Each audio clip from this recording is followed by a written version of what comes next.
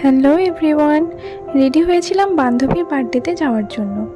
তাই দুপুরের খাওয়া দাওয়া সেরে নিয়ে একটু রেস্ট নিয়ে আমি আর বর বেরিয়ে পড়লাম বান্ধবীর বাড়ির উদ্দেশ্যে।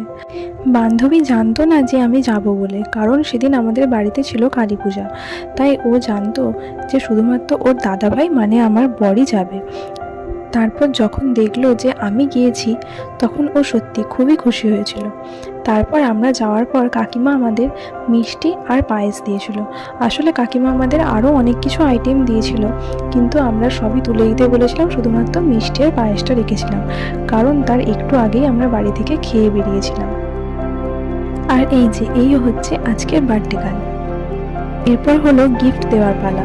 গিফটটা পেয়ে বান্ধবী সত্যি খুবই খুশি হয়েছিল, কারণ সাধারণত ও এইরকম ড্রেসই পছন্দ করে থাকে। মানে এক কথায় যাকে বলে ওর মনের মতো একটা গিফট হয়েছে।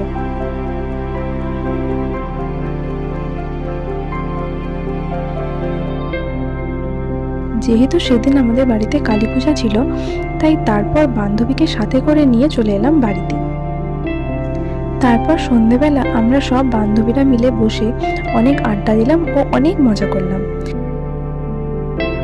দেন আমরা চলে গিয়েছিলাম মন্দিরে পুজো দেখতে। কিছুক্ষণ পুজো দেখে নিয়ে আমরা আসছিলাম বাড়ির দিকে। দেখা হচ্ছে নেক্সট ব্লগে। বাই।